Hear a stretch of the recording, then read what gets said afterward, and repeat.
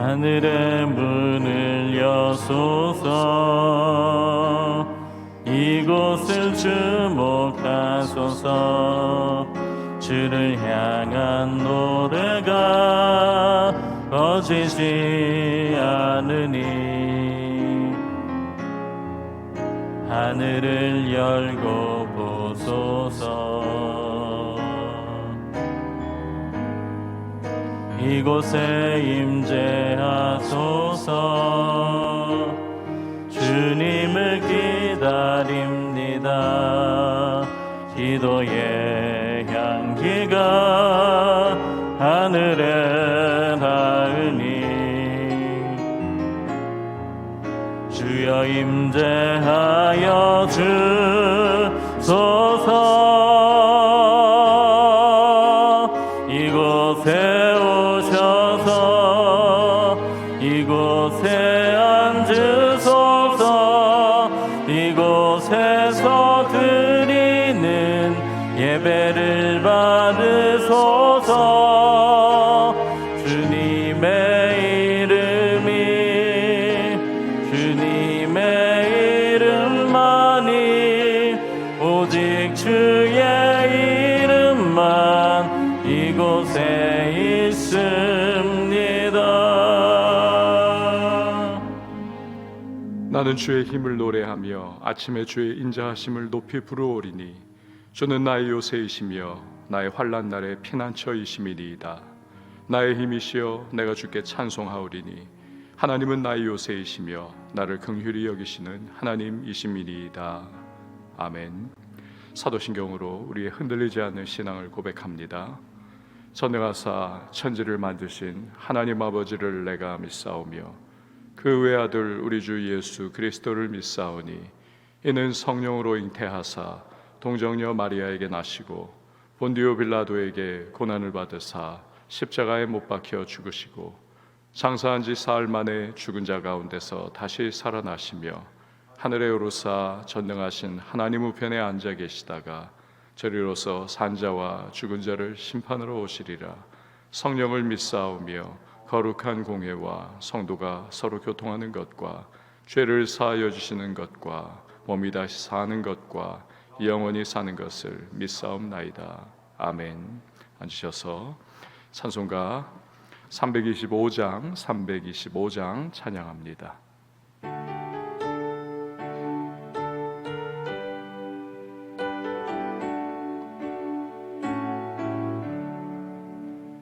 예수가 함께 계시니 시험이 오나 겁없네.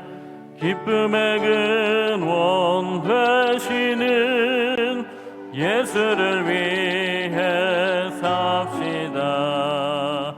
날마다 주를 섬기며 언제나 주를 기리고 그 사랑 안에 살면서 딴 길로 가지 맙시다.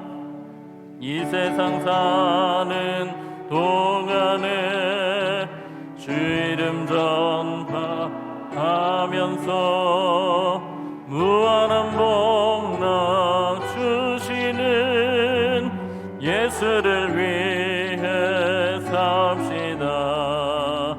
날마다 주를 섬기며 언제나 주를 기리고 그 사랑 안에 살면서 딴 길로 가지 맙시다.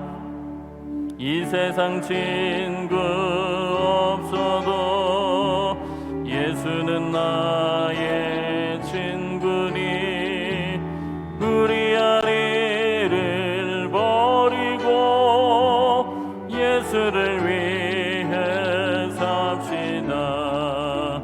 날마다 주를 섬기며 언제나 주를 기리고 그 사랑 안에 살면서 딴 길로 가지 마. 맙시다. 주께서 심판하실 때 잘했다 칭찬하리니 이러한 상급 받도록 예수를 위해 삽시다. 날마다 주를 섬기며 언제나 주를 기리고 그 사랑 안에 살면서 딴 길로 가지 맙시다. 오늘 보실 하나님의 말씀은 다니엘서 4장 1절에서 18절 말씀, 다니엘서 4장 1절에서 18절 말씀, 우리 한 절씩 교독하도록 하겠습니다. 느부갓네살 왕은 천하에 거주하는 모든 백성들과 나라들과 각 언어를 말하는 자들에게 조서를 내리노라. 원하노니 너희에게 큰 평강이 있을지어다. 지극히 높으신 하나님이 내게 행하신 이적과 놀라운 일을 내가 알게 하기를 즐겨하노라. 참으로 크도다 그의 이적이요 참으로 능하도다 그의 놀라운 일이요 그의 나라는 영원한 나라요 그의 통치는 대대에 이르리로다. 나 느부갓네살이 내 집에 편히 있으며 내 궁에서 평강할 때 한 꿈을 꾸고 그로 말미암아 두려워하였으니 곧 내 침상에서 생각하는 것과 머릿속으로 받은 환상으로 말미암아 번민하였었노라. 이러므로 내가 명령을 내려 바벨론의 모든 지혜자들을 내 앞으로 불러다가 그 꿈의 해석을 내게 알게 하라 하였더라. 그때 박수와 술객과 갈대아 술사와 점쟁이가 들어왔으므로 내가 그 꿈을 그들에게 말하였으나 그들이 그 해석을 내게 알려주지 못하였느니라. 그 후에 다니엘이 내 앞에 들어왔으니 그는 내 신의 이름을 따라 벨드사살이라 이름한 자요 그의 안에는 거룩한 신들의 영이 있는 자라. 내가 그에게 꿈을 말하여 이르되 박수장 벨드사살아 내 안에는 거룩한 신들의 영이 있은즉 어떤 은밀한 것이라도 내게는 어려울 것이 없는 줄을 내가 아노니 내 꿈의 본 환상의 해석을 내게 말하라. 내가 침상에서 나의 머릿속으로 받은 환상이 이러하니라. 내가 본즉 땅의 문형에 한 나무가 있는 것을 보았는데 높이가 높더니 그 나무가 자라서 견고하여지고 그 높이는 하늘에 닿았으니 그 모양이 땅 끝에서도 보이겠고 그 잎사귀는 아름답고 그 열매는 많아서 만민에 먹을 것이 될 만하고 들짐승이 그 그늘에 있으며 공중에 나는 새는 그 가지에 깃들이고 육체를 가진 모든 것이 거기에서 먹을 것을 얻더라. 내가 침상에서 머릿속으로 받은 환상 가운데 또 본즉 한 순찰자 한 거룩한 자가 하늘에서 내려왔는데 그가 소리질러 이처럼 이르기를 그 나무를 베고 그 가지를 자르고 그 잎사귀를 떨고 그 열매를 해치고 짐승들을 그 아래에서 떠나게 하고 새들을 그 가지에서 쫓아내라. 그러나 그 뿌리의 그루터기를 땅에 남겨두고 쇠와 노줄로 동이고 그것을 들풀 가운데 두어라. 그것이 하늘 이슬에 젖고 땅의 풀 가운데에서 짐승과 더불어 제 몫을 얻으리라. 또 그 마음은 변하여 사람의 마음 같지 아니하고 짐승의 마음마다 7대를 지내리라. 이는 순찰자들의 명령대로요 거룩한 자들의 말대로이니 지극히 높으신 이가 사람의 나라를 다스리시며 자기의 뜻대로 그것을 누구에게든지 주시며 또 지극히 천한 자를 그 위에 세우시는 줄을 사람들이 알게 하려 함이라 하였느니라. 나 느부갓네살 왕이 이 꿈을 꾸었나니 너 벨드사살아 그 해석을 밝히 말하라. 내 나라 모든 지혜자가 능히 내게 그 해석을 알게 하지 못하였으나 오직 너는 능히 알리니 이는 거룩한 신들의 영이 내 안에 있음이라. 아멘. 기도하시겠습니다. 드린 예물 해피바이러스 사랑의 김장 나눔 감사헌금 예배헌금 1,000번째 서원헌금 봉헌합니다. 하나님 아버지, 오늘 우리를 또 기도의 자리로 이끌어 주시고 주님 앞에 간구하며 하루 시작할 수 있는 은혜를 허락해 주시니 참 감사합니다.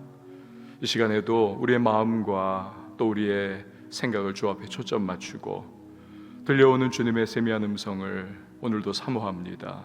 주여 말씀하시고 우리 각자 한 사람 한 사람을 향하신 주님의 뜻과 계획을 깨닫게 하여 주셔서 오늘도 좌로 나우로나 치우치지 않고 믿음의 정로 걸어갈 수 있는 우리 모두가 되게 하여 주시옵소서. 하나님의 백성들 기름 부어 주시고 성령의 충만함으로 함께 해 주셔서 모든 상황과 현실 속에 우리들 말씀을 살아낼 수 있도록 하시고 그 길 걸어가면서 하나님이 베푸신 은혜와 은총을 누리며 또 주변을 옥토와 같이 흥하게 만드는 주의 사람들이 되게 하여 주시옵소서. 오늘도 우리의 간구하는 바 주 앞에 온전히 상달하게 하시고 하늘의 은혜를 누리는 복의 사람들 되게 하시며 오늘 우리의 가정과 자녀와 일터의 연장, 교회와 시대와 나라와 민족을 향하여 간구할 때에 하나님의 놀라우신 이른비 늦은 비와 같은 예비하신 은총을 부어주시옵소서. 기름 부으심 가운데 오늘도 충만하여서 담대하게 이 하루를 살아가는 모든 하나님의 사람들이 되게 하여 주시옵소서. 연말을 향해 나갑니다. 정리를 잘 해나갈 수 있도록 하시고 또 다가올 한 해 우리들 기도 가운데 준비하여서 힘차게 우리 전진하며 하나님의 행하심을 우리 맛보아할 수 있는 그 선하심을 누리며 또한 세상 가운데 증거할 수 있는 하나님의 백성들이 다 되게 하여 주시옵소서. 주님, 오늘도 드린 귀한 예물들이 있습니다. 믿음을 담고 더 간절한 소망 담아 주 앞에 올려드릴 때 전능하신 하나님의 예비하신 은혜의 역사로 그 삶의 기도의 제목에 충만하게 부어주시옵소서. 새벽을 섬기는 반주자에게 주님의 평강과 또 주님의 강건케 하심으로 함께 하시고 그 마음에 품은 소망이 온전히 주의 역사하심 가운데 응답의 기쁨을 맛보게 하여 주시옵소서. 이후에 모든 시간을 맡겨드리고 예수님의 이름으로 기도합니다. 아멘. 2012년도에 소천하신 것으로 기억을 합니다. 초컬슨이라고 하는 분이 계시죠. 이 워터게이트 사건으로 감방에 가신 분이십니다. 미국의 닉슨 대통령이 중도 사임을 이 사건으로 했지 않습니까? 당시 베트남전을 공화당이 그렇게 이제 이끌고 가고 있는데 민주당이 반대를 했습니다. 민주당 선거운동 본부가 있던 이 워터게이트 호텔을 그래서 닉슨 행정부가 불법 도감청을 하다가 발각이 됐죠. 대통령 탄핵안 가결이 거의 확실시 되는 상황이었습니다. 그러자 그냥 에이 하면서 먼저 사임을 해버렸습니다. 이 도감청을 주도한 혐의로 당시 대통령 법률 비서관이던 이 척컬슨이라고 하는 분이 감방에 갑니다. 이분 정말 잘 나가는 분이었습니다. 대통령의 최측근 중에 최측근입니다. 그러니까 우리로 말하면 문고리 3인방 이런 분들 중에 한 사람이었던 거죠. 권력의 정점에 서 있던 그런 분입니다. 그러다 하루아침에 죄수가 돼가지고 감옥살이를 시작을 한 겁니다. 감옥에 들어와 보니까 이게 뼈저리게 느껴지는 겁니다. 권불 10년 화무 11홍이구나. 꽃이 열흘 가는 것 없고 권력이 10년 가는 것 없구나. 이게 자기의 피부에 와닿는 겁니다. 그래가지고 거기에서 인생을 다시 한번 점검을 하고 예수를 만납니다. 완전히 주님 앞에 뒤집어지는 거죠. 이 사람처럼 이렇게 드라마틱하게 변하는 사람도 없을 겁니다. 완전히 뒤집어졌습니다. 새로운 삶을 살기 시작하죠. 출소한 다음에 그가 교도소 선교회를 설립을 합니다. 수많은 재소자들을 그리스도께 인도하는 참 귀한 하나님의 사람으로서의 삶을 사는 것이죠. 전에 어떤 신문 기사를 보니까 세상에서 가장 중독성이 강한 게 뭐냐? 이게 마약 중독도 아니고 알코올 중독도 아니고 가장 중독성이 강한 것이 그리고 또 가장 이게 뼛속 깊이 들어가는 것이 뭐냐? 이 권력욕이라는 것입니다. 권력 중독. 국회의원 선거에 임했다가 이게 떨어집니다. 그럼 또다시 또 떨어지고 또다시 도전하고 떨어지고 계속한다는 거예요. 그러다가 주변에서 그냥 막 부인도 말리고 해도 그렇게 끝까지 가다가 전 재산 다 털어먹는 분들이 꽤나 있다는 겁니다. 꽤나 있다. 힘들게 얻은 권력, 그렇지만 나중에 보면 손에서 모래알갱이 다 빠져나가듯이 사라져버리는 것, 세상 권력이죠. 나중에 보면 인터뷰 기사들 그런 거 있지 않습니까? 돌아보니 내가 왜 그렇게 했는가 싶더라. 이런 분들이 꽤나 계십니다. 여러분, 오늘 본문에는 당대 최고 권력자입니다. 느부갓네살. 그가 자신이 가졌던 그 무소불위의 권력이 사실은 아무것도 아니었다는 것을 깨닫는 과정을 오늘 본문부터 우리에게 보여주고 있습니다. 1절 말씀 보시기를 바랍니다. 느부갓네살 왕은 천하에 거주하는 모든 백성들과 나라들과 각 언어를 말하는 자들에게 조서를 내리노라. 원하노니 너희에게 큰 평강이 있을지어다. 지극히 높으신 하나님이 내게 행하신 이적과 놀라운 일을 내가 알게 하기를 즐겨하노라. 아멘.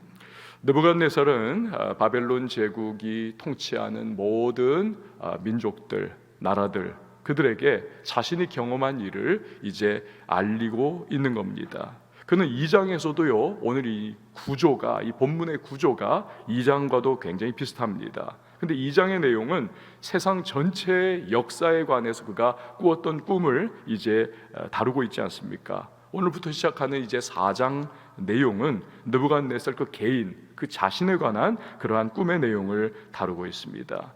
그러나 하나님께서 자기에게 행하신 내용을 통해서 세상을 다스리고 계시는 하나님이 어떤 분이신가, 거기에 관해서 나름 고백을 하고 있습니다. 우리 한번 3절 말씀 읽어보도록 하겠습니다. 3절 시작.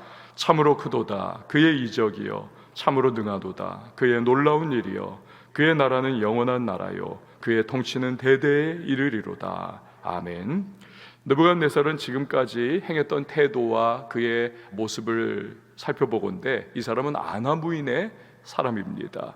또 그럴 만한 자격도 있다, 세상적 그러한 시각으로는 말할 수 있을 겁니다. 그 앞에 정복되지 않은 나라가 없고 버티는 민족이 없습니다. 심지어 왕자 시절에 그가 정복 전쟁을 계속 치르지 않았습니까? 당대 최고 중에 최고였던 애국마저도 그가 무찔러 버리고 정복하기 바로 직전까지 갔던 그러한 힘 있는 사람, 그렇게 아주 용맹하고 또 능력이 있었던 사람입니다. 교만할 수 있는 모든 조건을 다 갖추었다 말할 수 있는 사람이죠. 근데 그런 그가 오늘 우리가 3절에 읽었던 것과 같이 어떻게 하나님에 대해서 이런 고백하는 내용까지도 무릎을 꿇고 겸손의 무릎을 꿇는 사람이 되었을까? 이런 극단적인 태세 전환은 과연 어떻게 이루어졌을 수 있을까? 그 해답은 바로 하나님을 체험했기 때문에 그렇습니다. 하나님을 체험했기 때문에. 하나님을 알게 되면 될수록 나의 자금, 나의 참 부족함, 이거 뼈저리게 느낄 수밖에 없는 것이지요. 하나님을 알게 되면, 그러니까 사람이 교만하다는 것은 그건 뭡니까? 하나님을 아직 알지 못하는구나. 동의어와 같습니다. 이사야 선지자 보십시오. 그건 왕족 가문 출신이 아닙니까? 잘난 사람입니다.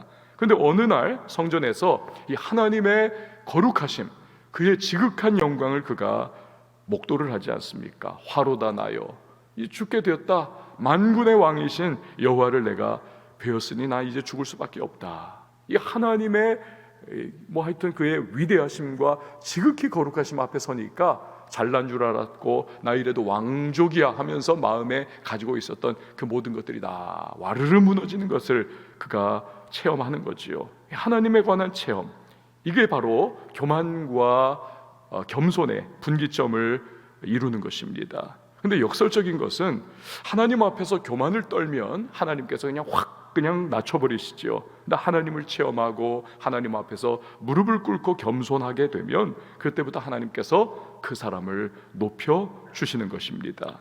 야고보서 4장 10절에 주 앞에서 낮추라, 그리하면 주께서 너희를 높이시리라. 지금 느부갓네살이 바로 그 체험을 한 겁니다. 이 하나님의 체험, 하나님이 어떤 분이시냐, 그럼 그 어떤 과정을 겪어서 그가 그렇게 되었느냐. 4절에서 5절 말씀 보시기를 바랍니다. 나 느부갓네살이 내 집에 편히 있으며 내 궁에서 평강할 때에 한 꿈을 꾸고 그로 말미암아 두려워하였으니 곧 내 침상에서 생각하는 것과 머릿속으로 받은 환상으로 말미암아 번민하였소노라. 사건의 발단이 무엇입니까? 느부갓네살이 모든 것이 너무나 안락하고 평안할 때 이제 시작이 되는 겁니다. 4절에서 내 집에 편히 있었다, 내 궁에서 평강했다. 여기서 편이라고 하는 단어는 조용히 아무 걱정 없이 라고 하는 뜻입니다. 평강이라고 하는 단어는 특별해요. 이거는 원예하고 관계가 있습니다. 그러니까 식물이 아주 그냥 잘 자라가지고 번성하게 된, 그냥 막 꽃을 우거지게 피우고 가지가 아주 그냥 막 뻗어나가는 그런 상황입니다. 그러니까 느부갓네살의 그 당시의 제국의 모습, 자기 자신의 위치와 입장을 지금 반영하고 있는 그런 단어들을 골라 쓴 거죠. 최전성기를 그가 지금 구가하고 있습니다. 번영과 평안이 나라 안팎에 완전히 가득했을 때, 근데 그의 자부심과 당당했던 그 마음이 하루아침에 그날 밤에 꾼 꿈으로 말미암아 완전히 무너져 내렸다는 것입니다. 꿈으로 인해서 두려워하고 말 못할 번민에 그가 휩싸입니다. 그는 꿈을 해석해 보려고 바벨론의 지혜자들을 다 불러 모았지만 아무도 도움이 되지 못합니다. 6절에서 7절이 그것을 기록하고 있죠. 이러므로 내가 명령을 내려 바벨론의 모든 지혜자들을 내 앞으로 불러다가 그 꿈의 해석을 내게 알게 하라 하였더라. 그때 박수와 술객과 갈대아 술사와 점쟁이가 들어왔으므로 내가 그 꿈을 그들에게 말하였으나 그들이 그 해석을 내게 알려주지 못하였느니라. 아멘. 결국 당시의 바벨론 지혜자들의 우두머리가 된 다니엘을 부르는 거죠. 8절에서 9절 말씀 보십시오. 그 후에 다니엘이 내 앞에 들어왔으니 그는 내 신의 이름을 따라 벨드사살이라 이름한 자요 그 안에는 거룩한 신들의 영이 있는 자라.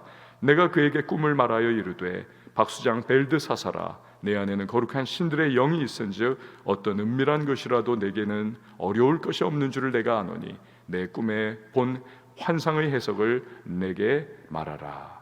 느부갓네살은 이방이기는 하지만 한 가지 그가 제대로 알고 있는 것이 있습니다. 그것은 다니엘이 하나님의 영, 즉 성령으로 충만한 사람이다. 그렇기 때문에 이 꿈을 해석할 수 있다는 것을 그가 알고 있습니다. 물론 이 느부갓네살은 이방인의 왕이기 때문에 거룩한 신들이다, 정확한 성령에 관한 지식이 없기에 그렇게 말을 했지만, 그러나 다니엘이 하나님의 영으로 감동되었다라고 하는 사실을 그는 거기까지는 알고 있는 겁니다. 거기까지는. 그래서 꿈을 해석한다.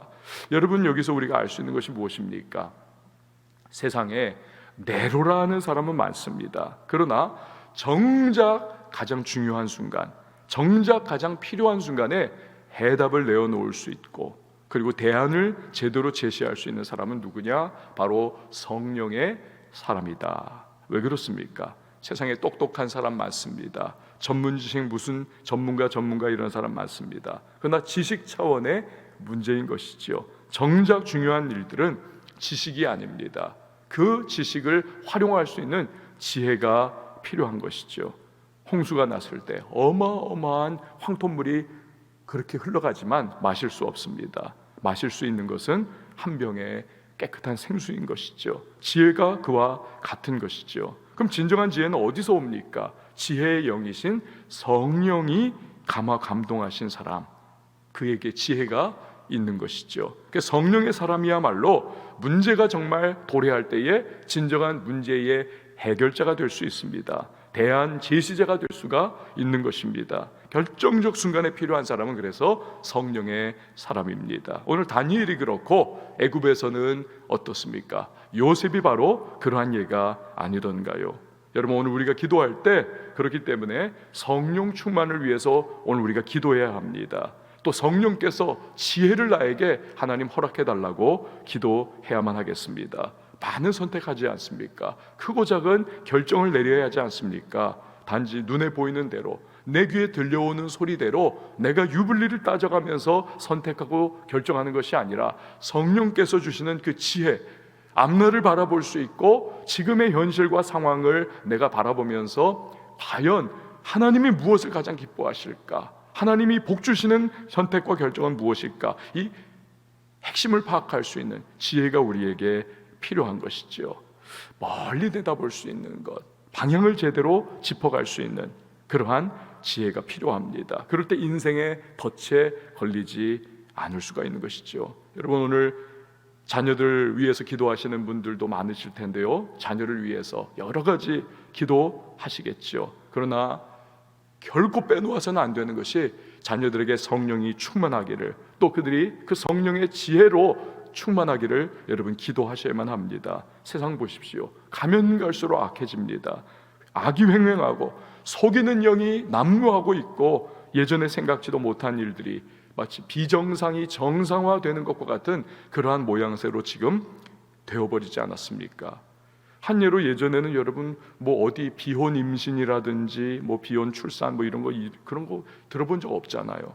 그런데 이제는 뭐 하여튼 정자를 기증 받아가지고 비혼 상태에서 아기를 낳았다. 신문을 보니까 근데 또 젊은 여성들이 그걸 많이 지지를 합니다. 자기도 그게 가능한 상황이 되면 그렇게 하는 것이 오히려 낫겠다. 그러니까 도저히 상상을 할 수 없었던 일들이 이제 벌어지는 시대. 그래서 사람들은 박수를 치고 그것이 마치 옳은 것이냐, 사람의 마음이 막 혼란스러워지는, 과연 이게 진짜 맞나 틀리나에 대한 경계선이 지금 불분명해진 회색지대와 시대를 살아가고 있습니다. 그러니까 앞으로 더더욱 기상천외한 일들이 발생할 텐데 우리의 자녀들이 이런 시대와 세상을 살아가면서 정말 혼란 속에 빠져 들어가서는 안 되겠습니다. 선한 지혜가 필요할 것이고 성령이 주시는 지혜가 필요합니다. 그렇지 않으면 우리 자녀들도 세상 혼잡에 빠져 들어갈 겁니다. 그러니까 마귀는 말세가 되면 더 발악을 하면서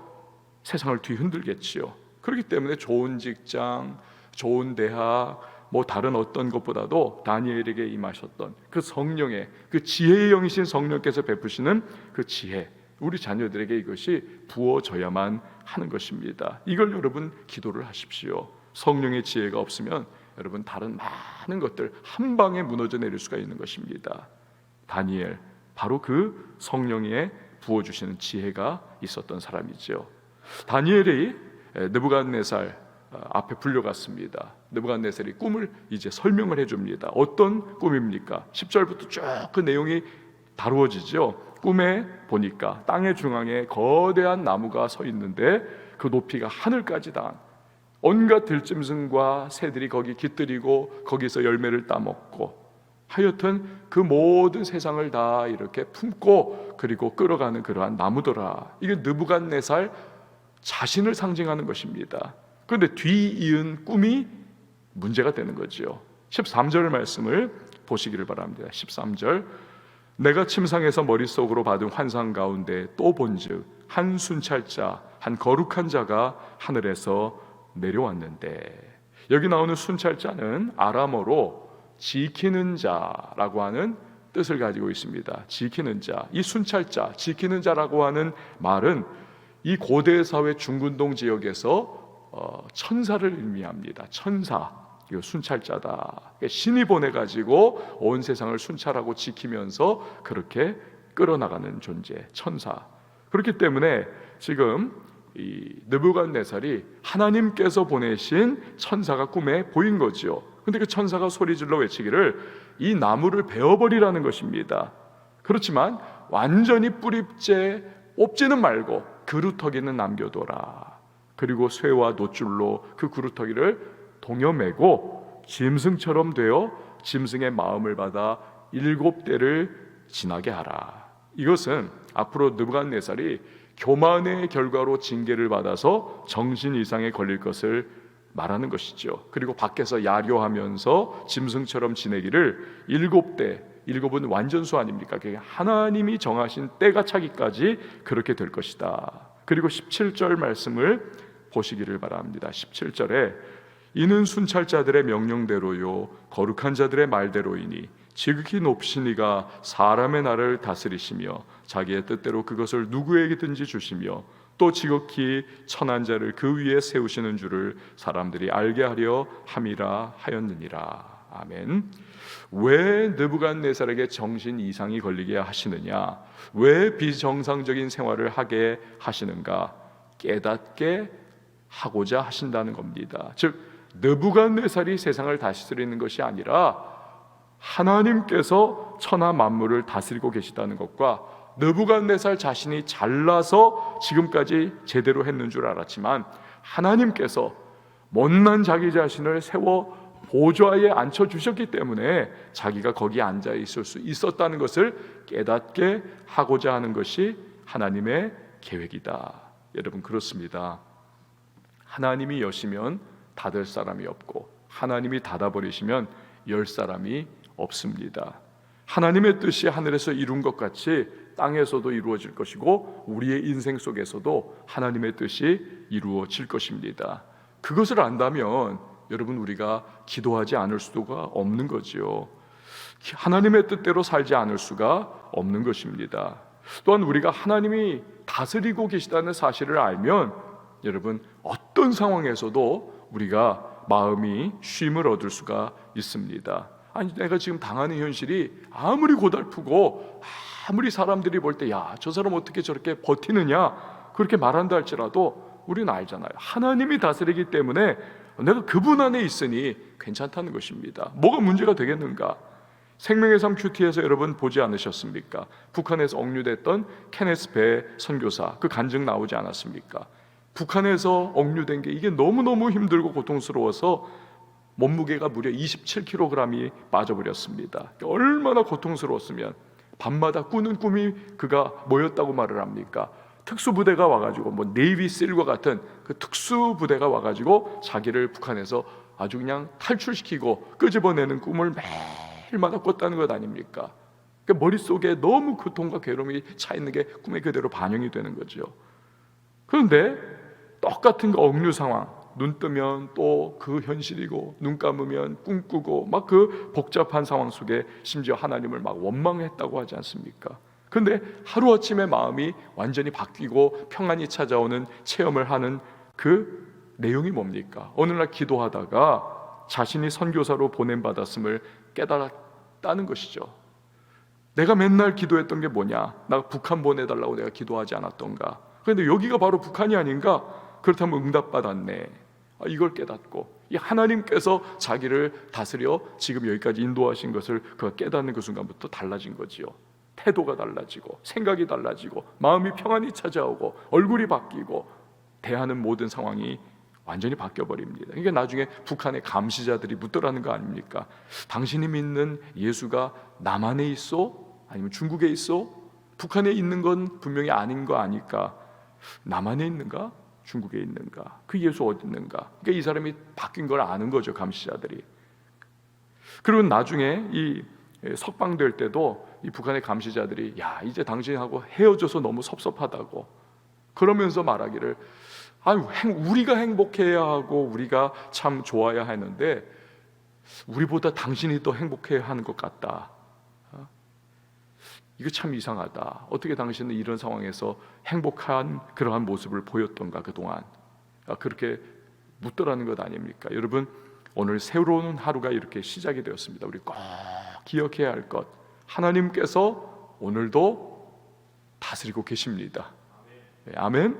하나님이 다스리고 계십니다. 어떤 상황에서도 하나님께서 다스리시고 내 인생 주관하시고 우리의 갈 길을 밝히 보여주시는 것입니다. 그 하나님 생각한다면 여러분 어떠한 걱정과 염려와 근심 얼마든지 극복할 수 있습니다. 내가 지금 당하는 일 하나님의 손아귀에 잡혀 있습니다. 그분의 뜻을 반드시 이루고야 말 것입니다. 그리고 그분의 뜻은 재앙이 아니라 평안이요 미래의 희망을 이루는 일, 그것을 나를 향하여 가지고 계시다는 사실입니다. 오늘 기도 가운데에 성령이 부어주시는 지혜를 우리 얻기를 원하고요. 그래서 크고 작은 선택과 결정 속에 하나님을 기쁘시게 하고 앞을 향해 나아갈 수 있는 저와 여러분 우리 모두가 될 수 있기를 주의 이름으로 축원드립니다.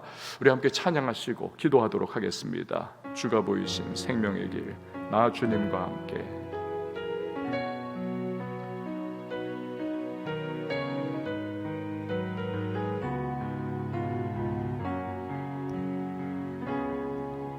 주가 보이신 생명의 길, 나 주님과 함께 상한 마음을 들이며 주님 앞에 나가리. 나의 의로움이 되신 주 그 이름 예수, 나의 길이 되신 이름 예수.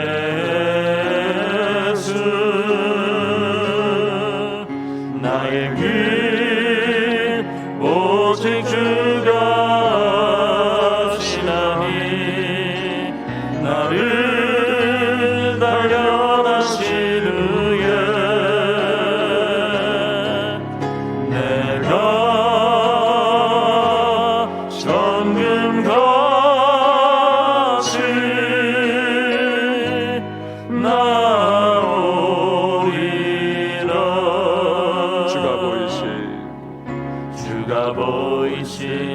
생명의 길 나 주님과 함께 상한 마음을 들이며 주님 앞에 나가리 나의 의로움이 되신 주 그 이름 예수 나의 길이 되신 이름 예수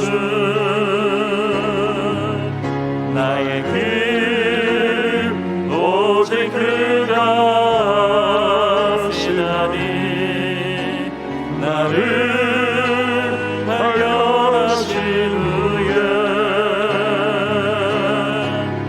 내가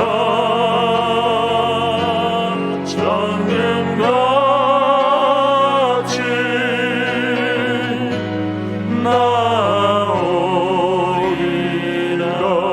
나오리라. 여러분, 하나님이 다스리고 계십니다. 주님, 하나님의 그 인도하심 가운데 믿음으로 늘 반응하게 하시고 걱정과 근심과 염려 상황들이 많이 다가오지만 하나님의 뜻이 하늘에서 이루어진 것과 같이 나에게, 가정에, 자녀에게, 교회에, 시대 속에, 나라와 민족 가운데 이루어질 것을 믿는 믿음 속에 주님 앞에 기도로 맡겨드리고 평강의 심령으로 오늘 하루를 시작하게 하소서. 성령의 지혜를 부어주셔서 크고 작은 모든 선택의 순간 주님 기뻐하시는 믿음의 선택해 나가며 하나님 인생길 걸어갈 수 있도록 도와달라고 우리 기도하겠습니다. 오늘도 가지고 나온 기도의 제목과 소망을 주님 앞에 아뢰며 교회를 위해서, 선교사님들을 위해서, 나라를 위해서, 민족을 위해서도, 열방을 위해서도 이 시간 기도할 때에 한번 두 손 높이 들고 주의 이름 외치고 기도하도록 하겠습니다. 주여